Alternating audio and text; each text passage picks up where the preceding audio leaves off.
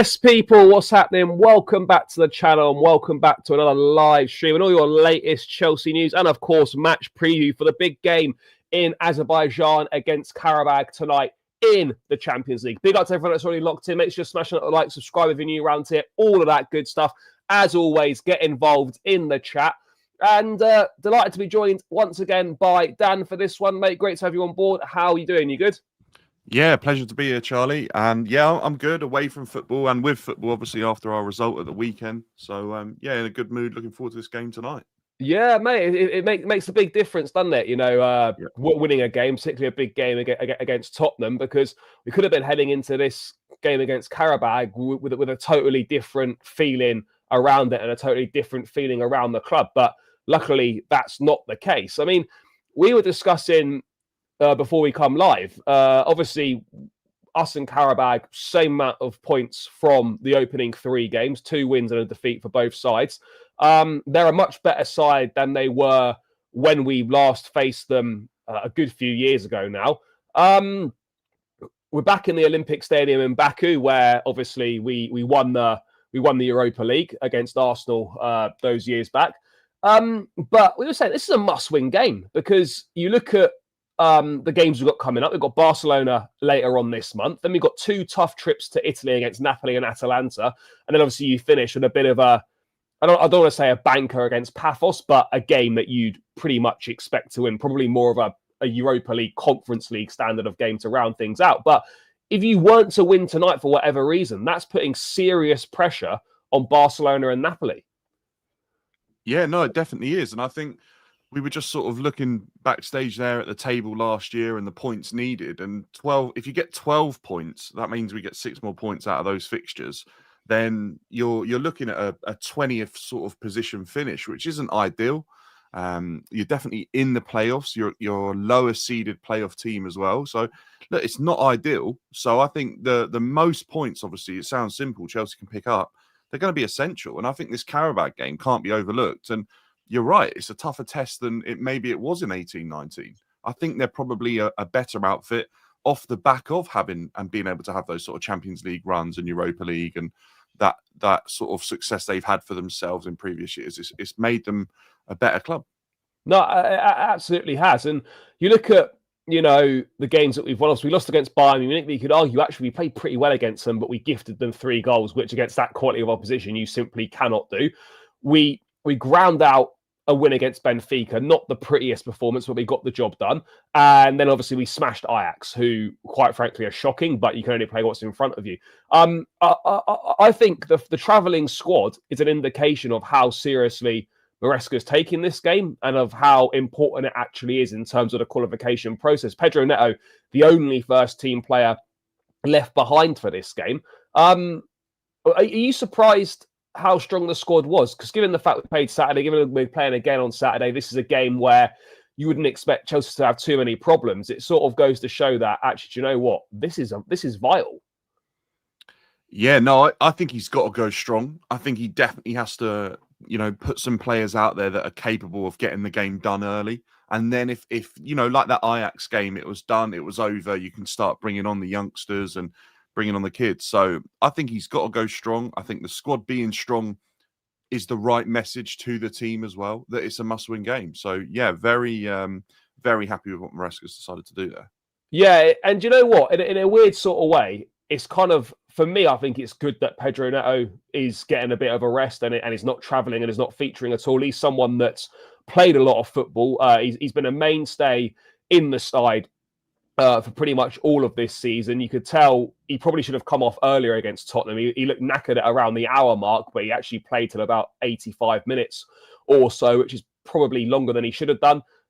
Maybe it's just some cramp or there's a small issue, and he'll be available for Wolves on Saturday. Hopefully that is the case. But, mate, do you think this is actually a good thing, really?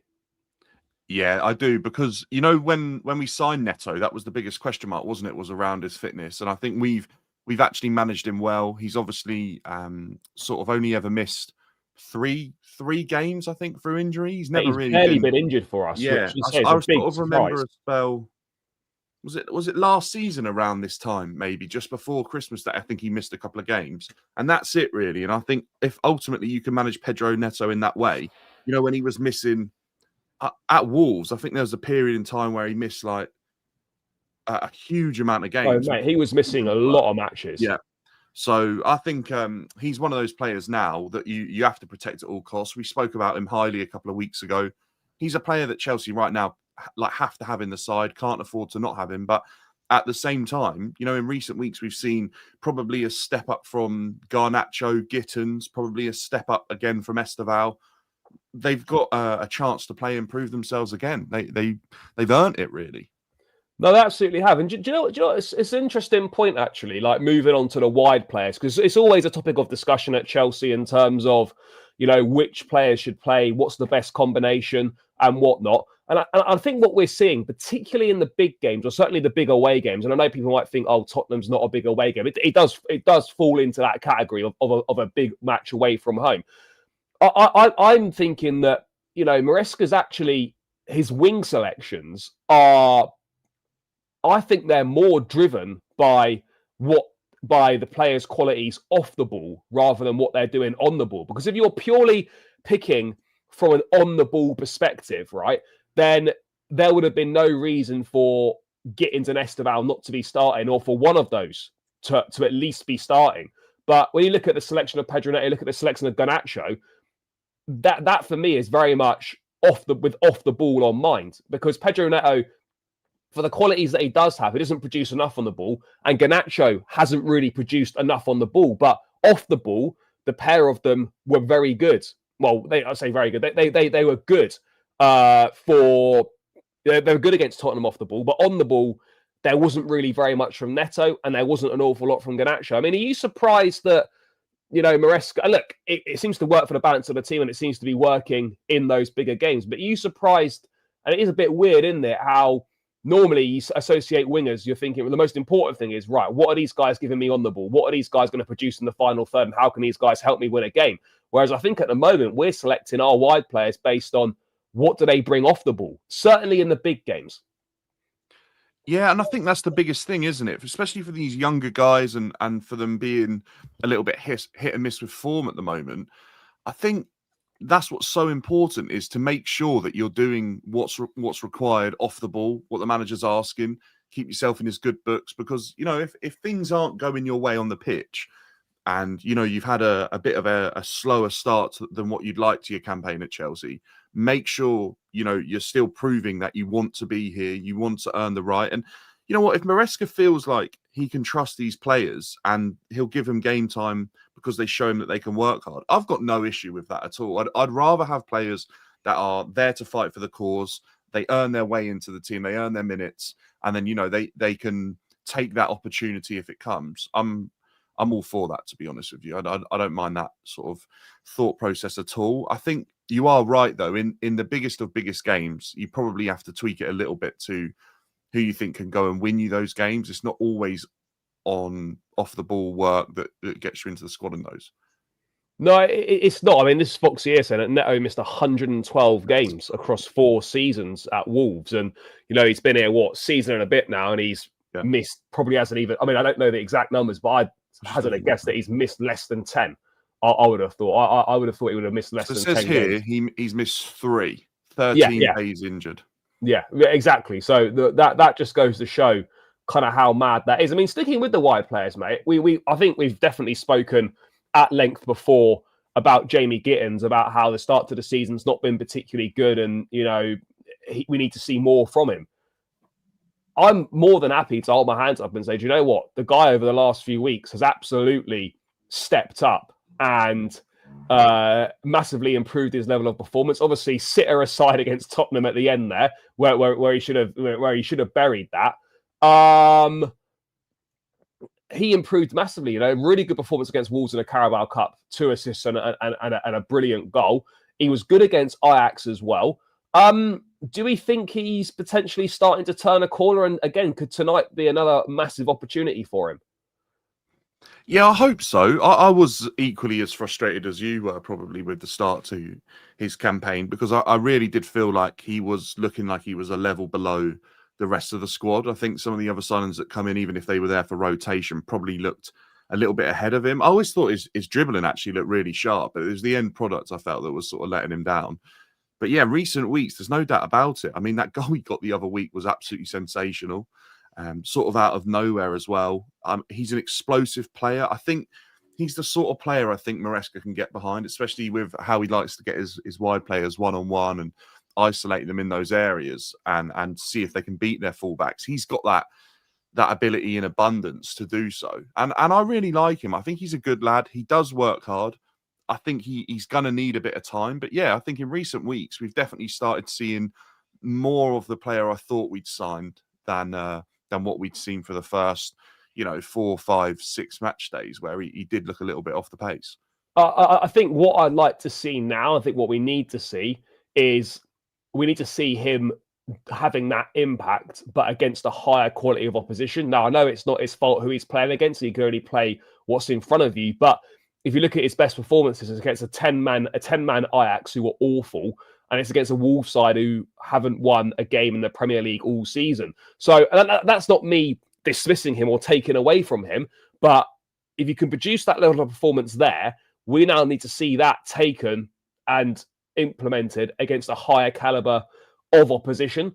How far away do you think he is from starting Premier League games? Because he's not started that many, and right now in the league it seems to be two. It seems to be two from Garnacho, Neto, and Esteval who are going to start in the wide areas, and Gittins don't really seem to be in that thinking right now for the Premier League rotation. Yeah, I think he's sort of a few really good sort of Champions League performances against the Qarabag, maybe a little cameo in one of the games coming up against one of the big teams where he performs. I think, there's always a chance against the lower league Premier League side as well, like Wolves, if you like. If he plays against Wolves, he's got a chance. They're off form. They're not looking great. Could he have an effect in that game? He's got to build up the trust with Maresca. If Maresca sees what he wants to see in the cameos that he gets, or has a good amount of minutes in a Champions League game against a weaker side like Qarabag, and he performs, then I think he might start to put him into those scenarios a little bit more, a few more Premier League starts. I think he's going to have to earn it. I think he's sort of part of that rotation option squad at the moment, along with like your Buenanottis and players like that. But he'll get there. I think if we see a level of performance and it increases, then I think he'll enter into the running. But we're blessed in those areas, aren't we? I know Tyreek George isn't really judged as a winger anymore, but he's another one, I guess, that's sort of floating around the same sort of area of the squad as Gittins. Yeah, I mean, to be honest, I'd completely forgotten about George when even thinking about this game. I think he's one of them who, yeah, he probably will be moved on.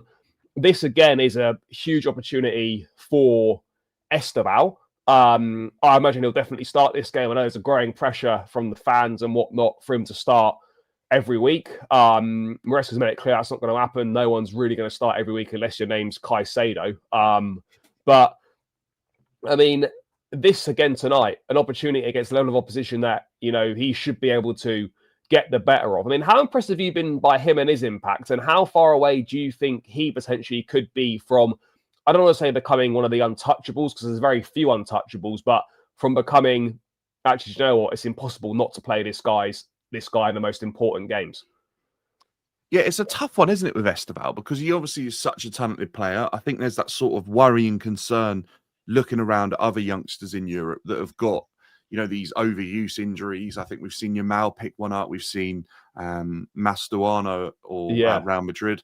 But it always seems to be that in the I think it's pubalgia. I think it's what Mason Mount suffered with as well at the back end of his time at Chelsea. I don't know whether that's associated with overuse, but it's definitely a fair point.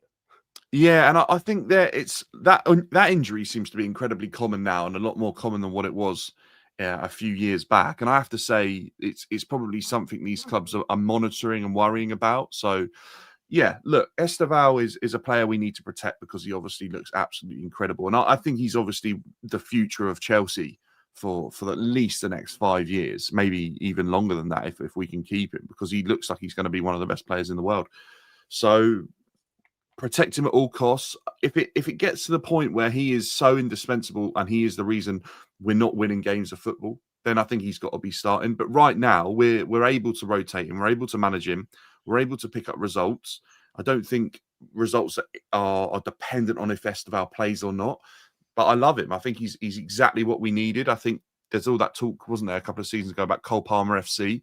We needed another spark to really light it up and sort of split the load. And I think he's going to be that. So, yeah, I've been so impressed, actually. I have to say I've been more impressed than what I thought I was going to be with him coming over. No, mate, I'm exactly the same. I was adamant in the summer that we can't be in a position where we've got to rely on Esteval to contribute from day one. I'm not saying we are in that position, but he's come in and he has contributed from day one. He's hit the ground running and he's played a lot more than I was expecting him to have played, because he actually has played quite a lot despite not starting every week. He's actually made a decent number of appearances already. Mate, I would even argue, and it depends how you quantify best, I think he's Chelsea's best winger. You know, all right, Pedro Neto Neto obviously gives you much more from a defensive standpoint, but in terms of an overall package, in terms of attacking threat, on the ball, I don't think it's even close. I think he's miles better than the other three in terms of what he gives from attacking perspective. And that's kind of mad to say that someone that's just a kid that's just come from Brazil is, I mean, well, this is not just any kid. This is a special talent. But would you agree, mate? Do you think he's our best winger? I'm not sure. I think he's right up there. I think within the next season, though, I think he might be. Like, I really do. I hear what you're saying. It's not that I disagree with you. I just think Neto is at a really good level as well at the moment. But I think if I look at, that's the biggest issue for me, right? When I look at Esteval, and probably is because of Neto that he isn't starting week in, week out, and that's not his fault. But you know, if he was able to play, say he was right-footed, for example, I think he'd be starting every single game for Chelsea right now, because he'd be ahead of Garnacho, he'd be ahead of Gittins, but he isn't. And because Neto's best position seems to be exactly the same as Esteval's, I know Esteval's occasionally played in the 10. I think that's probably why he's just rotating. But, you know, like we were saying a few weeks ago, if Pedro Neto was to leave and when Quenda comes in, right, I think Esteval will have earned and have the right to be Chelsea's best winger without a doubt. So I agree with you in a way. I think technically and promise and the ceiling is probably higher than any winger in Chelsea's squad right now. No, sure. I definitely agree with that. And I think, as I said, going forward, like in terms of an attacking perspective on the ball, I think he easily brings the most attacking threat. Easily. I don't see much attacking threat from Garnacho.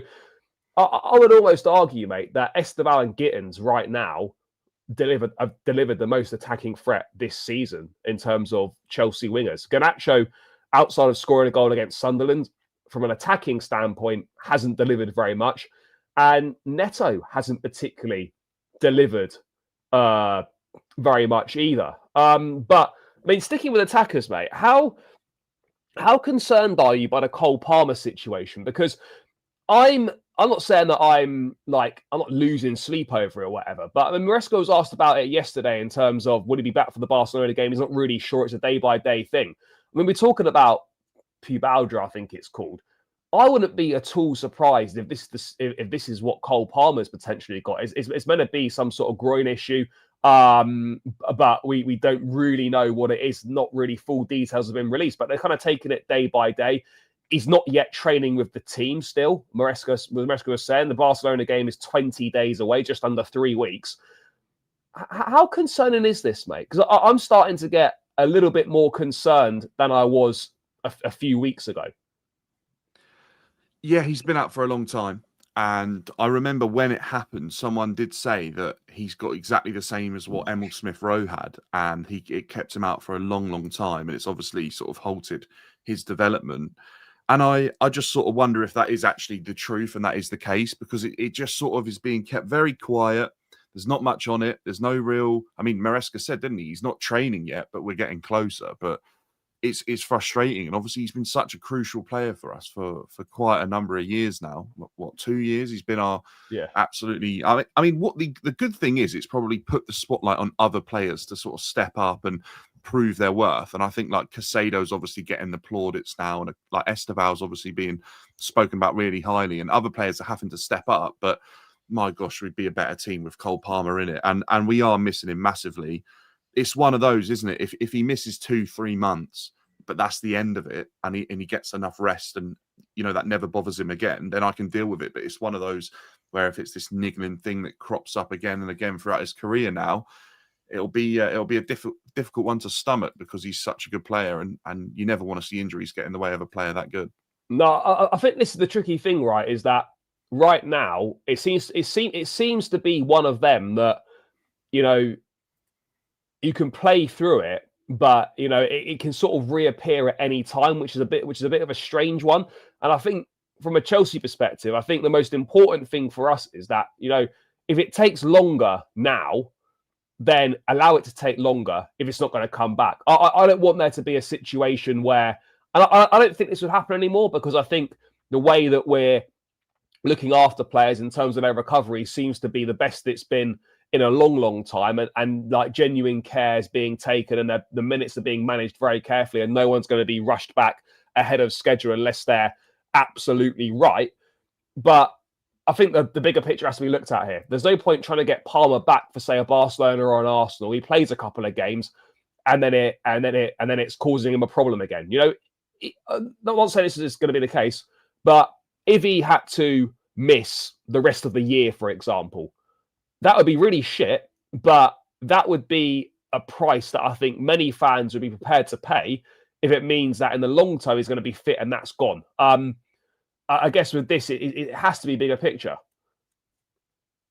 Yeah, it does, and it really does have to be, because one, we've spent a lot of money on the team now. We should have players that can come in, step up, and make up for Palmer in his absence. I'm not saying they'll get to the same levels, but help the team out and deal with that.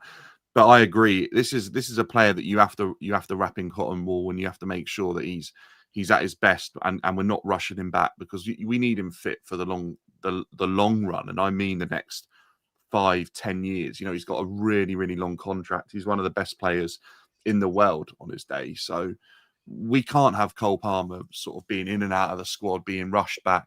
Protect him at all costs. It takes as long as it takes. It would be diabolical if we were to lose him for even longer than past the new year. But if it's what it takes, it's what it takes, to be honest with you.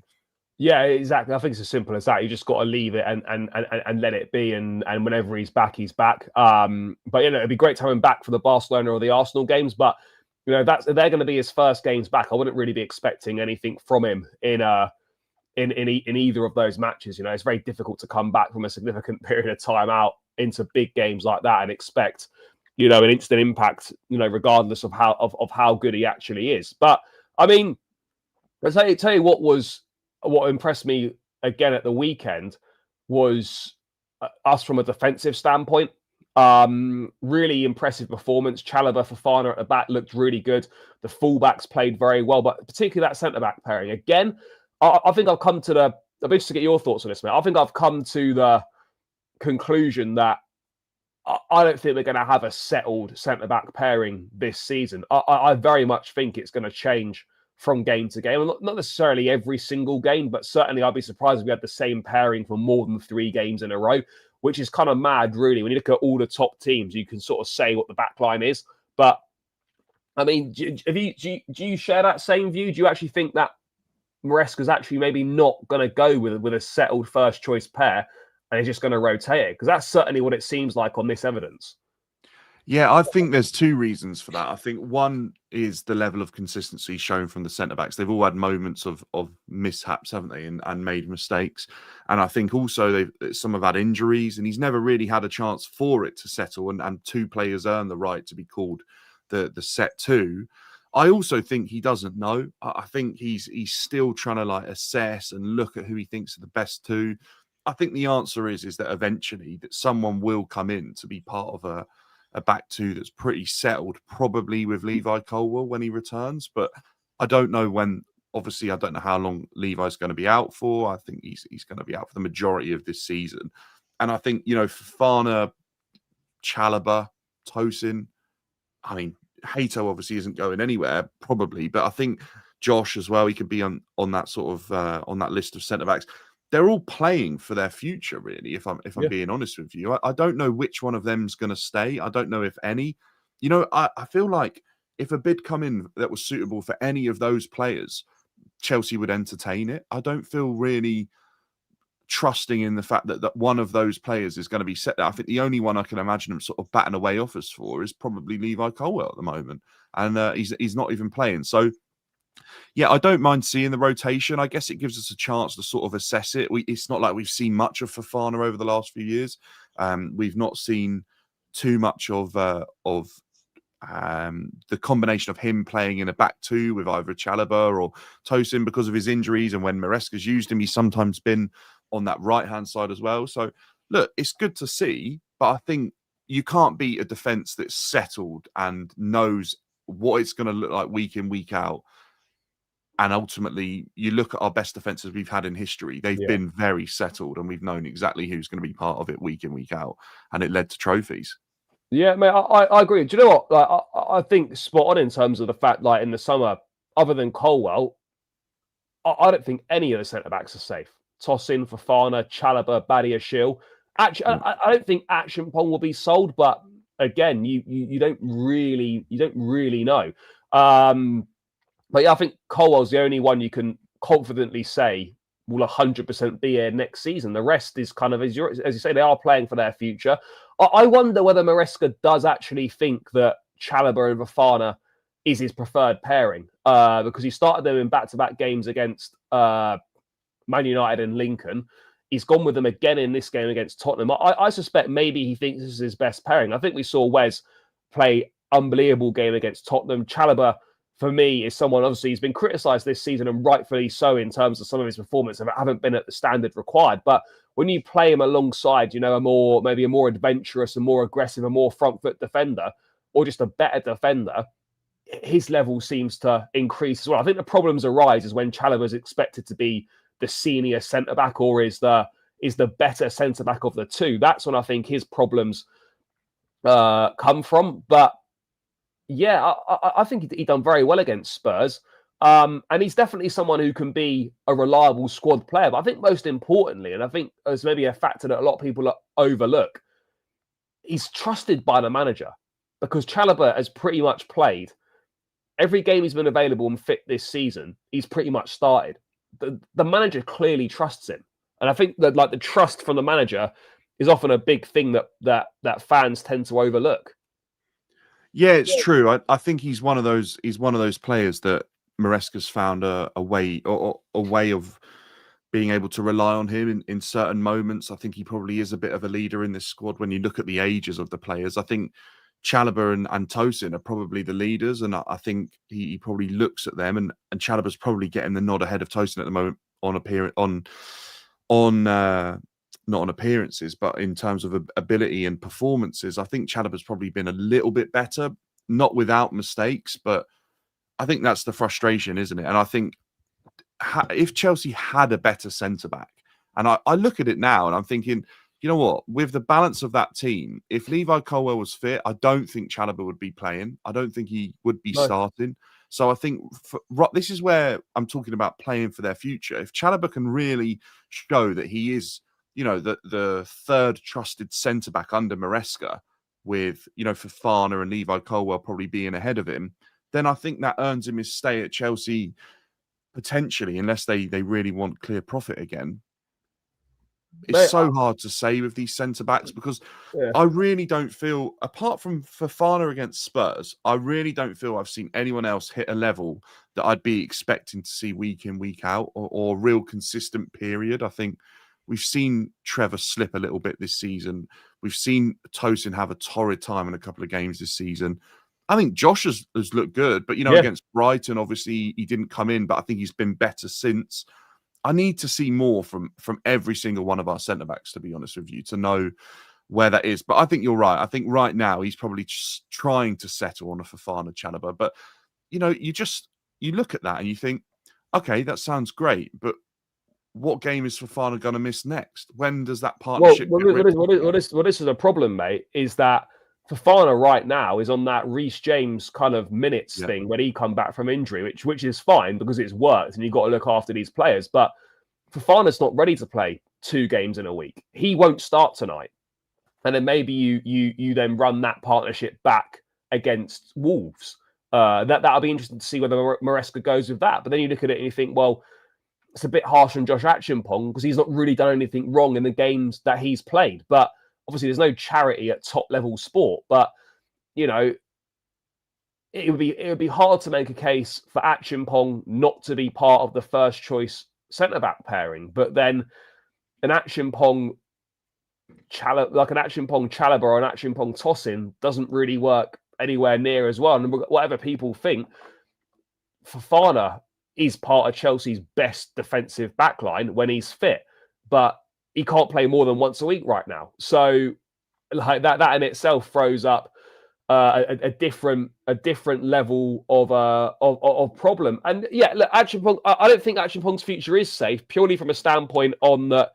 Unless you're Cole Palmer, Enzo Caicedo, Levi Colwell sort of situation, Reece James, there's very few players that if an offer came in, Chelsea wouldn't potentially consider it. And I think Achimpong definitely falls into that category. You can argue that there are players that, would be sold ahead of him. I think they probably would sell a Chalobah ahead of an Achimpong potentially, although an Achimpong's probably going to get you a higher fee than a Chalobah is due to the age and whatnot. But I agree with you, mate. I think Chalobah, as a squad player, as a third or fourth choice centre-back, a first or second rotation option, is absolutely fine in the squad. Because if you sell a Chalobah and then you've got to go and spend it's quite hard to find a third or fourth choice centre-back of that quality to come in and do that role. That role's a pretty tough sell if you're trying to sign someone. That's not an easy position to fill. Yeah, it's probably like you're looking at a Tosin on a free transfer, aren't you?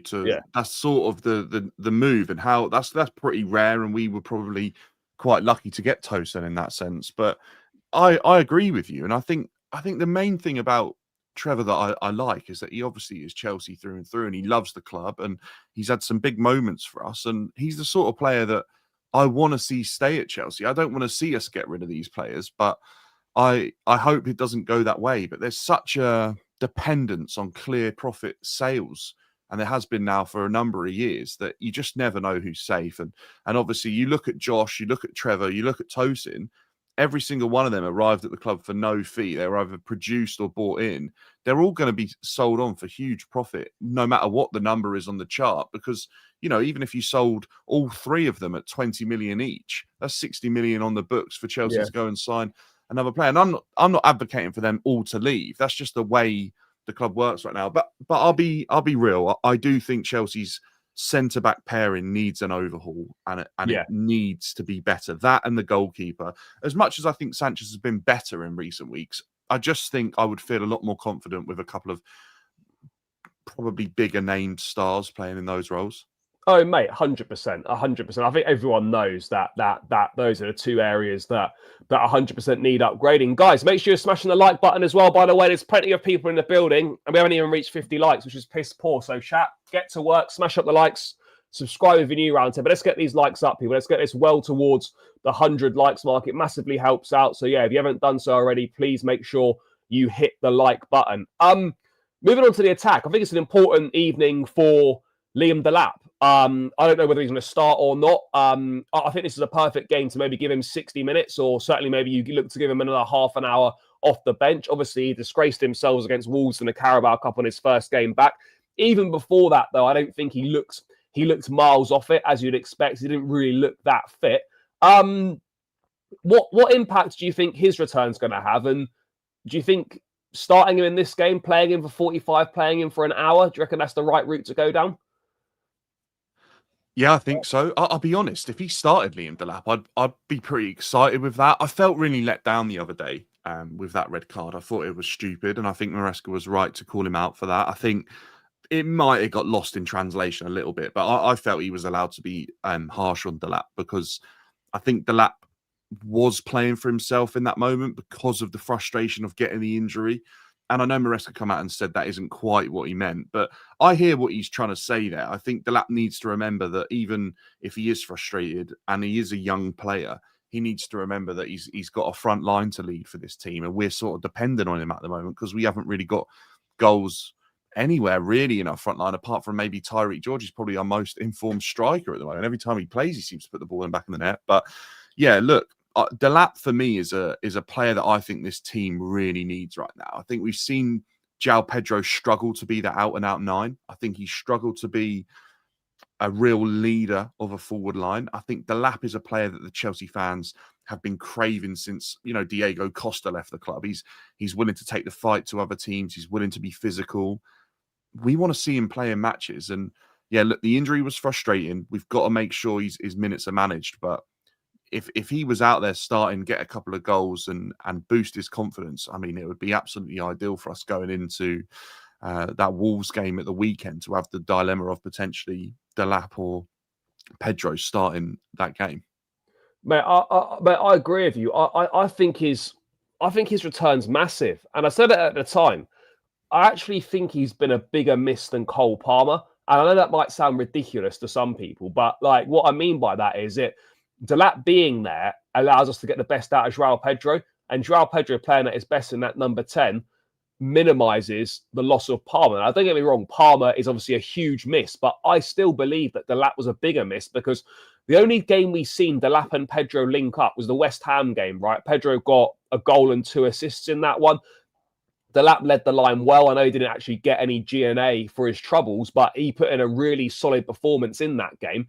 And really, ever since, I know Pedro was better against Tottenham and did well, but really ever since that West Ham game, I know Pedro scored in the game after against Fulham, but from that point until Spurs, Pedro's been really quite poor, struggling to get into the game, a passenger most of the time, not really sure what his best position is. And having Delap up there, fully fit, playing at his best with Pedro in behind, that I think is going to, I don't want to say it's going to be transformative, but that's going to make a huge, huge difference for us. I mean, just how important do you think it's going to be for us having a focal point at the top end of the pitch again? Because we haven't had a focal point really all season at the top end of the pitch, because I still stand by it.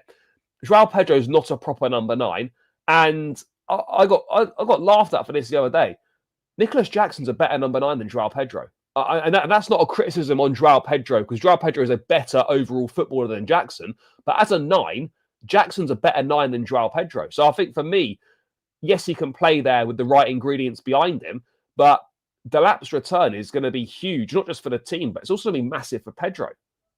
Yeah, I think it's incredibly important. I think for the wingers to have someone in the box that's an end product. I'm looking at Neto, Gittins. They've been putting in some really dangerous crosses. Esteval as well. He's been fizzing the ball into the box at times, and I'm thinking you need Delap on the end of that because it isn't Pedro's game. I think Nicholas Jackson is probably a better number 9 than João Pedro. I don't think there's anything outrageous to say about that. I think he is. I think he's probably a more natural striker than João Pedro. I think Pedro is probably a more natural and better like 10 and a player that drops off into those areas, and he's better at doing that than Nicholas Jackson, right? So they can be better at different things. There's no harm in that. I think the key thing is we've really realised with Delap being injured how much we've missed having another player in the squad of Nicholas Jackson's level. I think that ultimately looks like a real blunder, that situation. Even if the relationship had fallen apart, I think you would have had to have recruited another striker on top of, and probably a little bit better than Mark Guy and probably Tyreek George, because I don't think either of them really tick the boxes. In actual fairness to Tyreek George, I think he's a fantastic goal getter and he has the ability to... great ball strike, hasn't he? He really does. Do you know what? He's a proper fox in the box type goal scorer and goal getter. He seems to be where the ball lands and he anticipates it really well.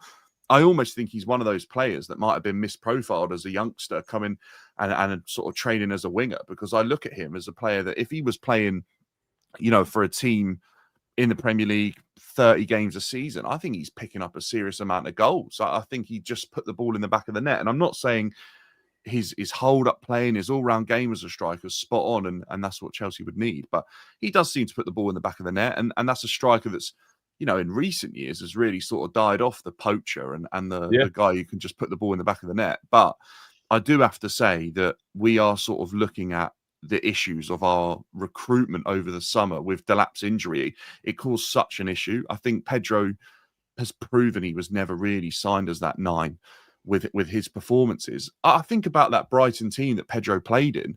He looked 10 times better with Danny Welbeck. Or he played off Welbeck, yeah, playing off that striker and feeding balls into him and give him Welbeck opportunities, and Pedro would find opportunities off the back of a striker working hard for him, I think he'll look much better. And I agree with you, by the way.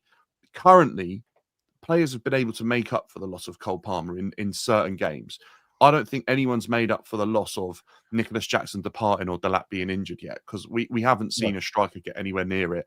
It was such an issue last season when we didn't have a striker. We're just sort of repeating that sort of era again, aren't we? And I can't wait for Delap to come back. That's why I was so frustrated with that red card, because do you know what it sort of reminded me of? And it's years gone by now, but I don't know if you remember, Torres was sort of in a similar state of frustration, I think, and he got that red card against Swansea, and he was in really good form, and he got a red card against Swansea, and it just sort of killed the momentum again. And someone like Delap, he just needs a break. He just needs to be playing football. He needs to lock in, and he needs to be putting the ball in the back of the net, and that's what I want to see. He can't get frustrated at his start to the season. It's happened now. He's back fit. He needs to be scoring goals, and I'm excited for it because he looks so promising. Like you said, that game, I know he didn't score, but what he brought to us as a team was absolutely instrumental. It was massive. I mean, there's two things here which I think are both a fair point. This is definitely a fair point that if we had goal scoring wide men, then Pedro as a 9 works better. We've obviously discussed the wingers, but again, it's been a problem. We don't have a proper goal scoring wingers. We haven't had goal scoring wingers for quite a long time now. I'm not saying all 4 or 5 wingers, however many you have in the squad, all have to be goal scoring wingers, but you need at least 1 or 2 who are goal scoring wide men. We have none, no goal scoring wingers really. And yeah, I would agree. You know, that would make that makes life a lot easier for a number 9 if you do have goal scoring wide men as well. And I think this is also a fair point. You know, we don't have a top class striker. That again is something that you just look at, and that's not a criticism of a Liam Delap or whatever, because I actually like him and think he's going to be good. But it's like Delap should be a rotation choice at number 9. Yeah. You know, for example, I don't want to go back over the Osimhen shit again, but if we had Osimhen, right, then Osimhen with Delap as the rotation, that's fantastic because he's learning from Victor Osimhen, and you know, you've got 2 good players to rotate between. The fact that after 1 season at Ipswich, right, Liam Delap is suddenly Chelsea number 1 striker is mental. Like that is mad. Like, I mean, do you think the same about that? It's ridiculous. The same when we signed Nicholas Jackson. Like, a handful of decent games for Villarreal at the back end of 1 season, he's signed, and then through our recruitment, he's suddenly thrust into being number 1 striker. Like, it's mad. Yeah, I completely agree with that, and I don't think it's an outrageous point to make either. I think having him as a rotation option would seem fair, wouldn't it? Making the step up from Ipswich to Chelsea, and I think even having him as a rotation option alongside a striker of sort of equal quality would have been fair. But I don't think we've even got that now, because I think João Pedro has probably proven that he isn't a fair rotation option and competition for that number 9 spot, because he just doesn't look like it. I'm actually intrigued to see what João Pedro's future looks like if Cole Palmer returns and Delap hits the ground running, in that sense, where Pedro's going to end up playing. But I agree with you in terms of a striker. I just feel like we're going back to that recruitment discussion again. The recruitment and the sort of focus around an out-and-out striker and you know, natural defenders as centre-backs, it's been so poor, and it's almost been like it's been pushed aside for other positions. But there's huge amounts of value and profit to be made in those areas too. So I just find it incredibly confusing. Maybe they haven't found the exact person and profile they're looking for, but I agree with you. I think there are, you know what, the real argument there is probably the top centre-backs and the top strikers command huge amounts in wages, and they don't want to be at the club that aren't paying the wages. So it's difficult. That's when they sort of look at the development side of things and see what they can do. But yeah, Chelsea, you know, to win a league, I think you look at it and you think, what do you really need? And you need that solid goalkeeper, you need the solid defender, and you need a forward that scores goals. I think they're the 3 things when I look at Chelsea's recruitment that we still haven't got right.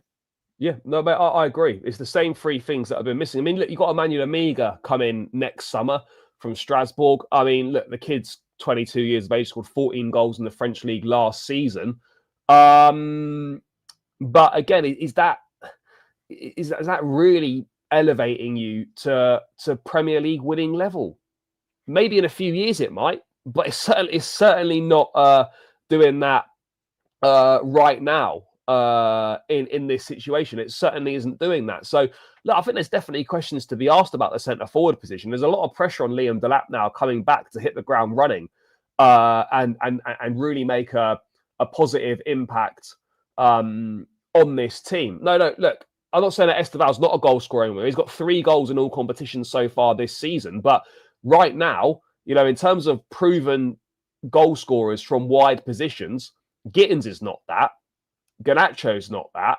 Pedro Neto's not that. Esteval can certainly be that, but I wouldn't say right now that Esteval is a top level goal scoring winger. He's on his way to becoming that, but I don't think that's the case right now whatsoever. I really don't. I mean, in terms of tonight's game, mate, how do you see it going? What are you kind of expecting from a Chelsea perspective? Also, we played very well defensively against Tottenham, solid performance in the midfield, and then we were critical. We took the chance that mattered in the end. How are you expecting this one to go? What are you expecting? It's going to be a rotated side, you'd expect. Although I think he'll go stronger than maybe what many people think. What are your thoughts heading into it? Yeah, I expect probably minutes for a couple of players that have been on the fringes. I do expect some big names to be starting in this game. I think it's a must-win game, as we touched on, and he needs to have the players out there. I'd rather him take the stance of having first 11 players out there, get the game done, rotate once the game's put to bed. But I look at players probably like Esteval. I think he'll be getting a huge amount of minutes. It's another game for him to shine, and he looks to be that player that's getting minutes in the Champions League. I think Gittins will probably start. I'd like to see Delap start. I wouldn't be shocked to see, if we saw the Delap Pedro starting, like if we saw that at any point in this game, I wouldn't be surprised, because I'd like to see that again. I think it looked promising at times when them two linked up. I'm not sure Buonanotte is going to be starting in this game. He may be, but I'd like to see players that have been on the fringes getting some minutes, but I also feel like we need to get the job done. It's going to be a tough game. I'm not going to lie. I've not watched too much of Qarabag, but I think they've shown fight, obviously, against Benfica. Benfica gave us a tough game. And I think they obviously picked up a result there. They've picked up a result, I think it may be against a Belgium team. So they're going to be a tough side. They're going to make it difficult for us. We're obviously the travelling side as well. They're going to be in their home environment, a stadium we're familiar with, though. But yeah, it's going to be tough. But I think we're going to have enough quality to see ourselves through this game. We really should be getting, I think, 2 or 3 goals and hopefully put in a solid defensive performance. My one criticism with that game at the weekend against Spurs was I actually felt like we probably weren't clinical enough. If it wasn't for that amazing bit of work from Caicedo, we weren't able to get another goal, probably because of lack of clinical finishing. And that's been the huge issue with this Chelsea side for so long now. I think even under Graham Potter, Tuchel, we had a real issue in front of goal with clinical players, and Lukaku was meant to be that answer. And then that obviously went wrong. And since then, I really feel like we've had a number of players not really live up to the level in terms of being clinical in front of goal. Jackson at times has looked good, but, there was always that issue with him not being clinical in the moments you needed him to be. And that Spurs game, Spurs weren't very good at all. I thought they were really poor. And I just think, had we been playing a game, playing a team that were able to put the ball in the back of the net and have more than 0.05 XG or whatever it was, something outrageous, we may have had a tougher afternoon. And that's just so frustrating to be saying that again this season, that we're lacking a clinical product. So hopefully this is the sort of game you can put that right and get some players in good momentum. But I agree with you on that point as well a little bit earlier about the goal scoring wingers. I don't think we're blessed in that area at all. I think Garnacho is probably the highest amount of goals any winger's got in a season. Easy. And that is crazy to say. And I think he got 10. I think Neto might have got more than that in all comps last season, but I don't know for a fact. I'm not sure. Yeah, no, mate, it's absolutely a problem. And that, goal difference could be crucial as well in this Champions League phase. That could be, the difference between making the top 8 and not. And not. So if you've got an opportunity to go and, put a team to the sword and get 4 or 5 again, I'm not saying we're going to go and get 4 or 5 at Qarabag, but we potentially could. If you've got the opportunity to go and do that, then you absolutely have to take it, because the goal difference is going to be, it's going to play a vital factor in whether we finish in the top 8 or not. So yeah, we've got to be on our... now. So we're +3 on goal difference, and that it's definitely trending obviously upwards towards the top of that league. But I agree with you that could be massive. Looking around teams that are on similar points to us, there's a lot on 6. There's a lot obviously on 9. If we were to get a win tonight, we're actually behind on goal difference by quite a bit. If we end up going on to 9 points, we're probably needing a few goals tonight in a game. And I think a game against Qarabag is the sort of game where you can boost your goal difference if you can get on top of that side. Like Bilbao beat them 3-1. And I look at our team and I think we've got as much talent as Bilbao, if not more. Yeah. So I know they've got talented players. They've got the Williams brothers. They've got Sanchez. But we've got players that are of that ability and better. So there's no reason we can't go and put 3 past them. A player to watch out for them apparently is Leandro Andrade. Apparently he's their best player, top goal scorer. I was reading a little bit on the Champions League preview article earlier. And other than that, I really don't know too much about their side at all. There's no standout names there. There's no household names or players that have been around that I can see. So we really should be taking this game to them with a strong team and getting the job done. Yeah, mate, I absolutely agree. By the way, guys, keep smashing up the likes. We still haven't reached 50. Come on, people. What are we doing here? So smash up the likes, guys. Come on, let's get this up past 50, on the way to 100.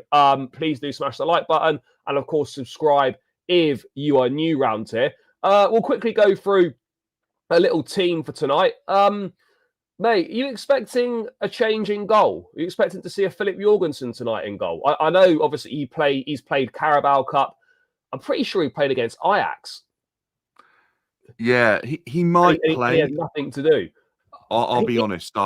My thought on Jorgensen is that the jury's out with him, and I have to say I've been really, really disappointed with that signing. Really disappointed. The only thing I would say, I'm not saying his defence, but the only thing I would say about him is because he's literally coming in to play one game every so often.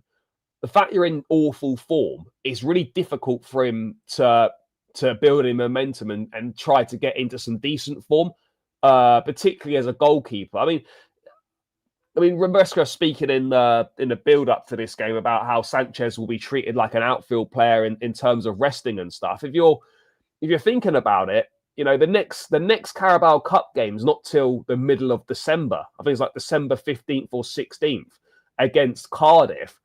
That's like another 5 weeks of Jorgensen not playing if he doesn't play tomorrow.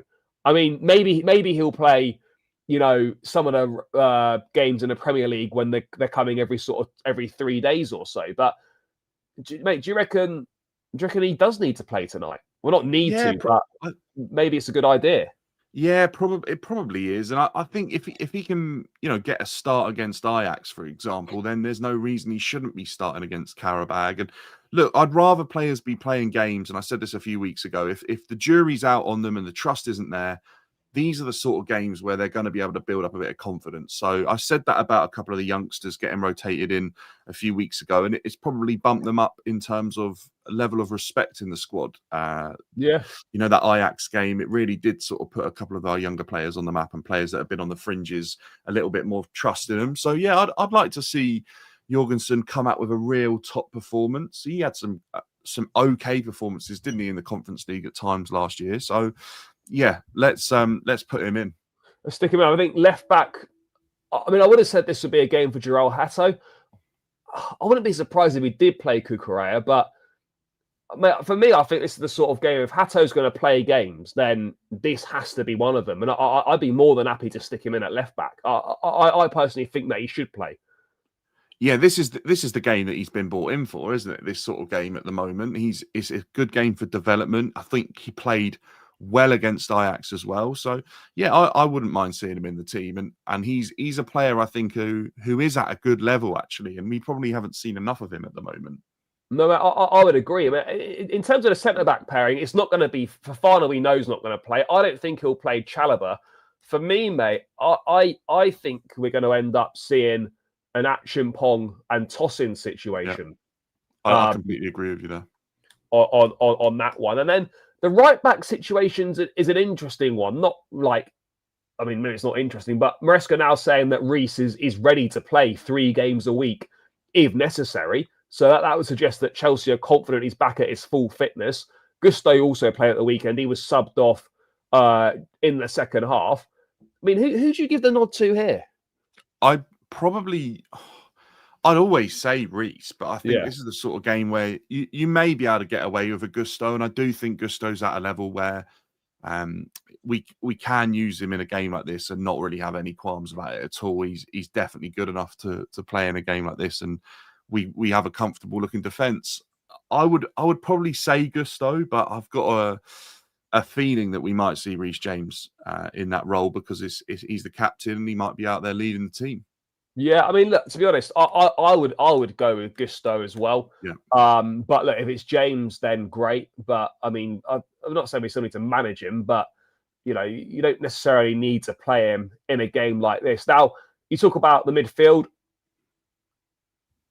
I would have probably gone with a Lavia Santos situation like we saw against Wolves. However, with the fact that he's taken such a strong travelling squad, I would be a little bit surprised if one of Enzo or Caicedo didn't start. Oh yeah, I think that there's no way you're taking those players out on a trip like that unless you want them playing. And I think I wouldn't be surprised if we saw. I wouldn't be surprised if we saw Caicedo rested, but at the same time, I feel like he's almost like a must in this Chelsea lineup. Like I can't imagine us playing without him at the moment. Mate, I would agree. I think out of the two, he's more likely to start and then take him off. Because we saw the set. I mean, look, I think. I mean, it's a sort of game that you want to give Romeo. You want to give Andre Santos minutes in, but at the same time, you sort of think you're building Lavia back up. He come off the bench in the second half. Is Lavia ready to start a game on a Wednesday, having played on a Saturday? Are we at that stage of his recovery, of building his fitness up? I mean, because I would have gone with Caicedo and Lavia, but if Maresca feels that actually Lavia needs another half an hour from the bench and then maybe he can start, whenever. I mean, who would you go, Lavia or Santos? Yeah, I wouldn't be surprised if we saw both playing and Caicedo and Enzo just sort of swap halfway through the game. But I would always say Lavia over Santos at the moment. I think he's a better player. I think we know the quality Lavia has, but he's another one that we're definitely managing minutes for. Whereas I don't know if that's the case with Santos. So yeah, real tough one. I'd probably say Lavia. I feel like Lavia is the sort of player that can run a game like this tonight and help the team put it to bed. But I'm not going to be. The thing with our midfield is I feel incredibly confident with every single rotation option we have in there really at the moment. The only one who might slip into that category is Buenanotte. He's the only one I really don't feel any sort of I don't have any proof that he's good enough to be playing for Chelsea at the moment. I think he's been okay. To be honest, mate, no one really knows. He literally he's not making squads for the Premier League, and then he just appears in a starting lineup for the Champions League. It's clear the manager didn't want him. I mean, it's so obvious that the gaffer wasn't really on board with that signing. I think it just goes again, serves to highlight, that again, what was that? What was that signing? Like, it's just a real strange one. I think we've spoken about the attack at length already. Look, it should be Gittins on the left. And Esteval on the right. I mean, to be honest, mate, this is the sort of game that you would imagine a Buenanotte starts. Yeah. I mean, he started against Benfica, he started against Ajax.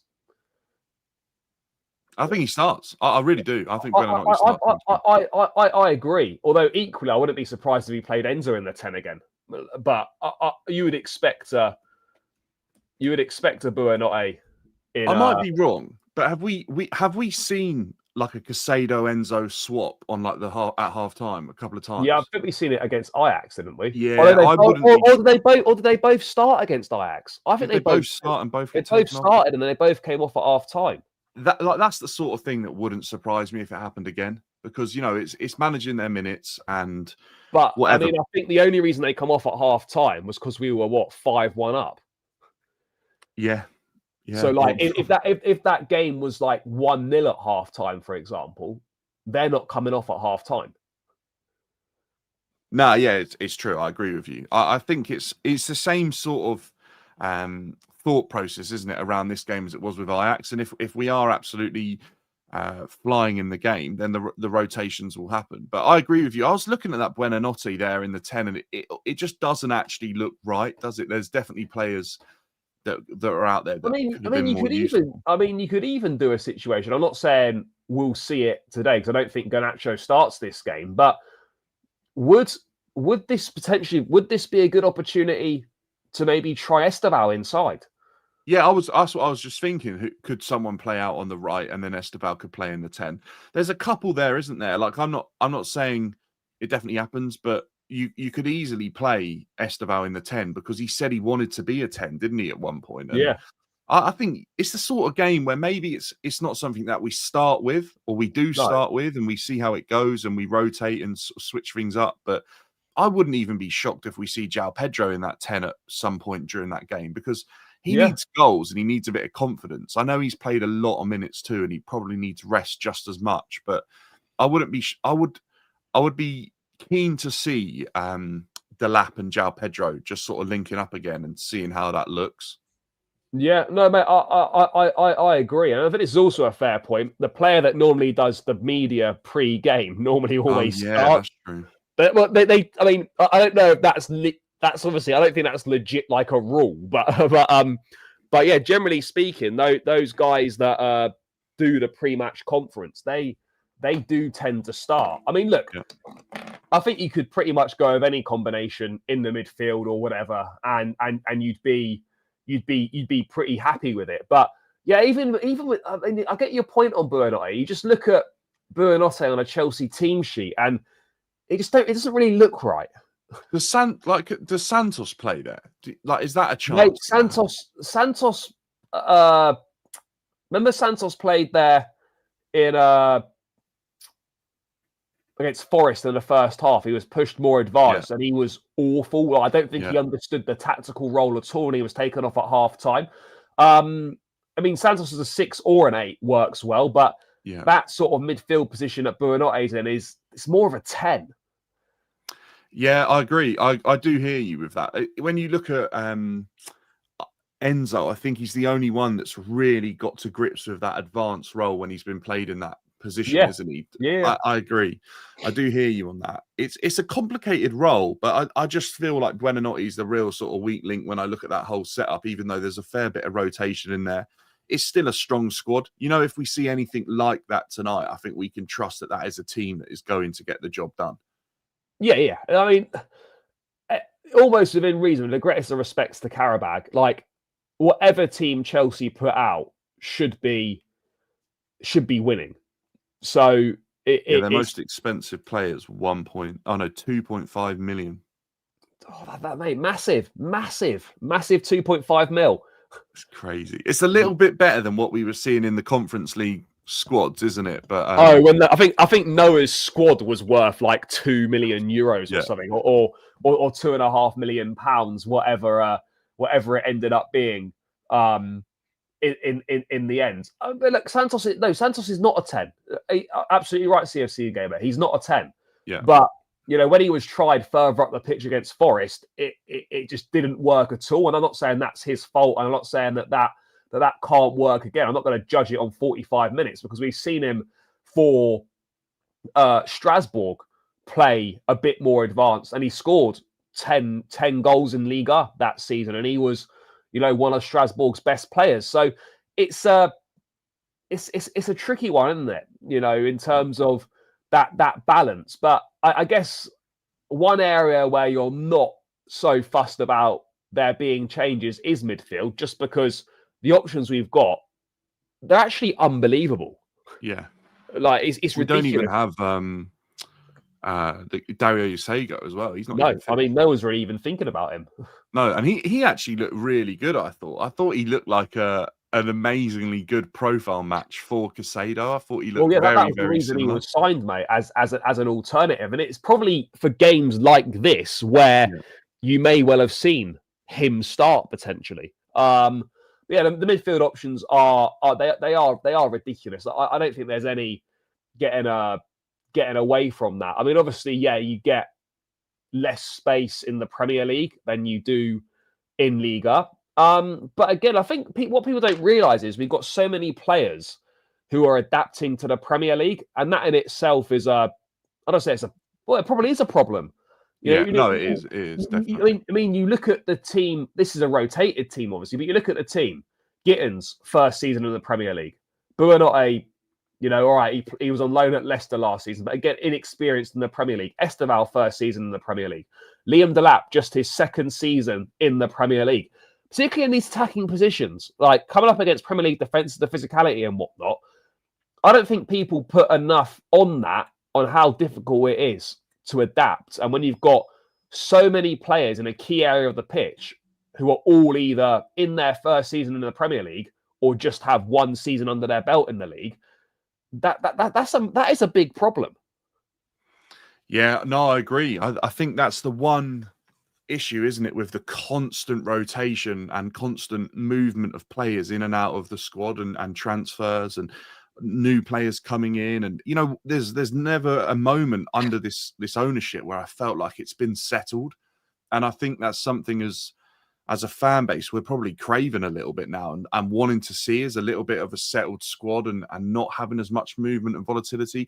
You look at last season at this stage and the players we were sort of putting out for a Conference League game, it's completely different. Yeah. João Felix, Vega, they were the players we were looking at. We were looking at obviously Mudryk out there as well. Yeah, it's crazy the amount of rotation and volatility there's been, and I don't think it can be any good. And I'd like us to start nailing down on players sticking around. And I get there's movement. I completely get that, but I look at some of these players and I think there's no reason they should be going anywhere. There's a few that have only recently come in, and there's a few that are way too good to be letting leave. I feel like they should be sticking around, to be honest with you. Yeah, mate. I and again, this is something that I voiced in the summer about the amount of the amount of upheaval in the attacking third. It was 5 players in, 4 players out.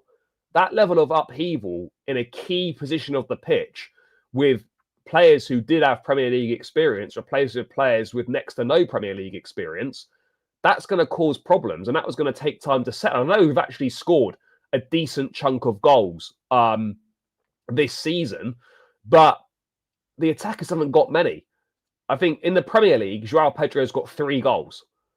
And I would imagine that's our top scorer in the Premier League in terms of attackers. Yeah. What's Neto got? 2? 2 probably. Esteval's got 1 in the league. Yeah. Gittins hasn't scored in the league yet. Garnacho's got 1 in the league. But obviously Buonanotte's not scored. Palmer's got 1 in the league. I know he's only played 4 games, but Palmer's got 1 in the league. So yeah, I mean, you look at that, right? You're 10 games into a Premier League season, and your top attacking player has got 3 goals. Yeah, no, it's not good enough. It definitely isn't. I'll be honest, Charlie. I've been really frustrated that this season's turned out to be another roller coaster sort of looking season again. And I just feel like obviously a goal scoring attacker really would help to settle that down a bit. But I felt like this season, off of the back of what we achieved in the summer and the players that we brought in the summer, albeit there were still some holes, this squad should have been settling itself into being a consistently placed top 4 Premier League side. We shouldn't be in and out of it. And, I thought we'd see the end of losing to Sunderland and teams that have been in a little bit of form, giving us a challenge when they really shouldn't have. Like some of our better games this season have been against teams that have been absolutely diabolical, like worst in the league. Like I think about that Forest game, West Ham. That's really frustrating. But this is the problem, though, mate. We're still searching for that consistency. Yeah, and you are right. The teams that we've played well against, and look, this is you can only play what's in front of you, as we said before. But we played well against an awful West Ham side. Yeah. We had a good second half against an awful Nottingham Forest side who should have actually probably been 2 goals up in the first half if they were better. And we played well against a terrible Ajax side. Liverpool, we played well, by the way. I think we played well against Liverpool. So I'll give us that one. And the Tottenham game was also a good performance. But when you look at it across, the season so far, one of my big concerns has been we've not been able to put a performance together for more than 45 minutes. We had a good 45 minutes against Ajax in that first half. We didn't score in the second half against 10 men. We had a good 45 in the first half against Wolves. Decent against West Ham for a period of time. We're yet to put together a decent performance for best part of an entire 90 minutes. If you look at our games, you could argue that for 90 minutes, we haven't actually played well for 90 minutes on one occasion. Yeah, and I just think that's really frustrating because of the players that we've got now and the squad being, we've got some players that we're suggesting are the best in the world in their position in Casado, and he does look really, really good. And obviously we've got players like Reece and Cucurella who are a real top level in their position as well. But it is frustrating that this squad is still struggling to find that level of consistency that keeps you in the top 4 battle in the Premier League. And it's, I look around the Premier League, I think consistency is obviously incredibly difficult to get. But if you can get it now at this moment in time, you can have a season that can be incredible just because of how inconsistent so many other teams are. And this is the frustrating thing, right? Is that right now, other than Arsenal, there's not really an outstanding team. I know Man City with Haaland are playing well, and when you've got him in the form that he's in, you've always got a chance. Liverpool, obviously picked up a couple of big wins now. Villa, Real Madrid last night. Maybe they, let's see what they can do against Man City on Sunday. But there is a frustration there because other than Arsenal, there's no standout side whatsoever. And you're just thinking, like, I know it's ifs and buts, and a lot of teams can do this, but Chelsea should be top of the table now. That's not an outrageous thing to say. You hold on against Brentford like you should do. You should be beating one of Brighton or Man United. You shouldn't be losing to a Sunderland. You look at the points we've dropped this season in the fashion we've dropped them in. I think we're 2 points right now off second place. Yeah, I think we're 2 points off second. We're 2 points off second, and we are 8 points off the top of the table. We should comfortably be second in the Premier League right now, and arguably we should be joint top. Yeah, that's exactly what I mean. I really do think this team, like, I'm looking at the teams above us, and I'm thinking they've had real inconsistent starts as well. Liverpool have lost a huge amount of games. Obviously, they won a lot as well, but Tottenham have been inconsistent. Sunderland obviously have had a good start, but there's no way Sunderland, Bournemouth, and Spurs should be ahead of Chelsea right now in the Premier League table. It's just really frustrating to see, and we're actually closer to 17th than we are to Arsenal, which is really I mean, obviously the table is still sorting itself out and whatnot, but you have to look at it as well, mate. By the way, look at the fixtures we've played. And you could really argue out of the 10 league games we've had, the only tough sides we've played on paper, Liverpool, who, yes, we played well, but they weren't in good form at all. And we played a Tottenham side who were third in the league when we went there, but it's Tottenham, and we could be bottom of the table with no wins, and you'd still fancy going there and getting a result, given how the history of that fixture's gone. So, I mean, you look at, for example, some of the fixtures that Arsenal have already played. They've already been to Anfield. They've already played Man City. They've already been to Old Trafford. You look at Liverpool, for example. They've played Arsenal already. They've played Man United already. They're going to Man City this weekend. You look at us, and we haven't been to any of the tough away games yet. None. Yeah, no, I agree with that. Actually, we really have struggled, and even like in the League Cup, obviously Lincoln, we weren't great in that game, Oh, it and was shocking. We were then awful in that game. even Wolves, it ended up being 4-3, which We're is a lot terrible. We tighter. were awful in that second half as well. Awful, It's so awful performance. frustrating. we need to put it to bed. We had that spell, I thought, where we managed to hang on against Benfica off the back of a shocking game against Brighton. We then got that result against Liverpool. We got a result against Forest. Then we battered Ajax, obviously, in the first half. And then we turn up and lose to Sunderland. It's so frustrating. It's incredibly frustrating. Because you're looking at that, right? And you're almost thinking, okay, there's big pressure on Maresca. We lost those back-to-back league games against obviously United and Brighton, and then you're looking at a situation where you're like, right, we win 4 on the spin. You go into a home game against Sunderland and then you got Sunderland, Wolves, and Tottenham, and you're sort of thinking that should be 7 wins in a row. Yeah, and it would have been 7 wins in a row if we hadn't fucked up against Sunderland. And suddenly, when you're building 7 wins in a row, you're like, wow, that's that you're starting to go on a run. But then you look at that, and you also look at Chelsea's recent form, and you go, hang on a second, we've won 6 of our last 7 games in all comps. And then you look at that, and you're sort of thinking, well, that's still pretty good as well. But then there's still that sort of mixed feeling around what's going on at the moment. It's a bit of a weird one to be in because we're on a good run, yet we should be doing much better than we're doing. It's a real juxtaposition in terms of sort of how you should really be feeling right now. I think it's because if you look at the data and you look at the very basic of winning, losing football matches, it's looking like it probably looks favourable that we've won more than we've lost, right? But I don't think in the Prem it's by many. Are we not 3-4 or no 4-3 in what? Draws, wins, losses. I was just trying to remember. 5 wins, 2 draws, 3 defeats. Okay, yeah. So okay. So like it obviously looks better in favour that we're obviously winning more games than we're losing, right? But I think it's like you said, when you dissect really deep into those performances, you find really frustrating moments that could have been put to bed, could have been even better. But I think that's the problem when you have the youngest squad in the Premier League, is that you're going to get those inconsistencies. Every top pro and analyst and commentator speaks on that and says that the issue you get with younger players is inconsistency. But I was just looking at that run of fixtures through the sort of festive period from like the 13th of December to the 17th. We've got some real tough games in there, a couple of derbies, some games that have been difficult for us in recent years. So that is going to be like a real sort of judging point for the season, I think, those games in there. Yeah, I mean, look, we're 10 games in now. I've always said the table, you can't really judge the table until 15, 20 games in. I think really Christmas is when you're like, all right, yeah, you know pretty much what every team's about now. Yeah. That's when you can start judging it. But again, you look at, I almost feel like, as we've discussed this season, I think we've got a tougher end to the season than start to the season for sure. Yeah, we do.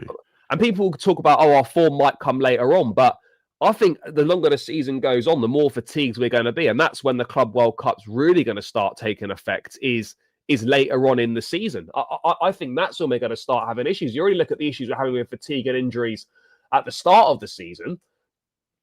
Think about what that's going to be like when we get later into the season. I'm not sure the form is suddenly going to come later on and they're going to suddenly find that consistency later into the season. We haven't been able to find the level of consistency in the Premier League for years. We haven't been consistent in the league since we last won it. Like, the last time we finished above third was Antonio Conte winning the league. Yeah, 17. I mean, when you look at that Chelsea have not finished higher than third since 2017. That's going on nearly 10 years that we've not finished higher than third in the Premier League. Probably an obvious answer, but do you think winning the league is a priority for this ownership? It has to be. It has to be. I know they get a bad rap, the owners, right? And they're like, people say, I don't care about winning and whatnot. I think Todd Boehly certainly does, because he's got a background in sports. He's Dodgers, he's Lakers and whatnot. He knows about sports and he wants to win. Egg Barley, I don't know as much whether he is. But when you make that level of investment, right, and you spend that amount of money on acquiring I don't want to call Chelsea a franchise, of acquiring a sports team, there's no way you don't want that sports team to be successful and win. I just refuse to believe that. There's absolutely no way you spend that money, you don't want a team to win. However, I look at the squad and I look at the way the team's been put together. This team is still, in my opinion, I still think we're nowhere near winning a Premier League title. Yeah, especially when you look at the other teams that are chasing and do look like they're really set on winning a Premier League, and their recruitment and the level of player they're recruiting. I don't know if we're anywhere near it. I'm not saying Liverpool has spent 300-400 million this season on top players. You look at Man United; they went and bought in quite clearly the best of the rest in terms of Cunha and Mbeumo. 200 mil on a front line. Yeah, and this is where I look at Chelsea and think, look, it's not like we're not spending. They're not an urgency to go and buy. You can't, like, I look at Man United signing like an Mbeumo and a Cunha, and they've got them for like, 50, 60 million. I don't know the exact figures. Well, Mbeumo, I think Cunha was 62.5 release clause, and in the end, they actually did end up spending 70 mil on Mbeumo. Right. Okay. So, all right, they probably paid over the odds, but I just think that surely the benefit of having those players in a team and the rewards of finishing and winning more, probably having a chance of winning more trophies. Because I was chatting to someone the other day and I said, had Chelsea have signed Mbeumo and Cunha or players of that level, and we'd got them in this summer, you'd be talking about Chelsea fighting for a Premier League and having a squad that's far closer to it. Yeah, because they're plug and play players, aren't they? You know, because they've been there and done that in the Premier League. And that's where, look, by the way, there's been a lot of very good signings for Chelsea. I think we've got a lot of exciting players. The problem is, again, and it will be, is that there are not enough players right now performing at the level required, or ready to perform at the level required. That's the issue we've got. I've got no problem with this approach of the younger players, and you see a lot of clubs now doing the same thing. The problem that we've got is that there's no established stars performing at a top level to negate the inconsistencies you're going to get from the younger players. When 3/4 of the team is young, inexperienced players, that's where our problem is. And I get it, they'll say, oh yeah, but in a few years' time now, again, these players that we signed are now going to be the experienced players. I get that to an extent, but the allocation of funds, and it goes back to the recruitment, as we said, I just think the allocation of funds overall has just been so poor. I just can't get away from that overall feeling that despite the quality that we've signed in certain positions, despite the quality of individuals that have been signed, overall, I think the recruitment has just not been at the level required to get Chelsea to where they need to be. Yeah, it's such a strange and different method to what we're seeing a number of other teams doing that are trying to win the league, that we sit here slightly confused at how you can spend that amount of money and not be that much closer. And I don't know how much better the squad is now than the squad that they took over from. I know we were having a really bad period, but I think there's some players in that are definitely better, but there are some that aren't near the level of players that we had at the time they took over the squad. And I know players had to move on and it was stale, but I thought that moving those players on would lead to us recruiting even better. But I feel like it's just been a real up and down roller coaster. And I can't be the only Chelsea fan that would be eager for that roller coaster to end and we start seeing a little bit of consistency and solidarity in the team, and it start moving up the table and staying there. No, but I agree. And I think, do you know what? I've always said, right, that I haven't got a problem with players leaving. My thing is, if players are leaving, just make sure you bring in players of the same level or better. Don't bring in players who are worse than what left currently. And I think that's been a big problem this summer, is that players that have come in, generally speaking, have been worse currently than the ones that have left. I'm not saying that they can't be better than the ones that left, because they absolutely can be, and I think some will be. Yeah. But right now, the problem we've had is that the players that have left, we've replaced them with players right now who aren't of the quality. So you can look at it, and yes, the squad is better. We've got more options and we've got more depth. But actually, how much better is the starting 11 than it was last season?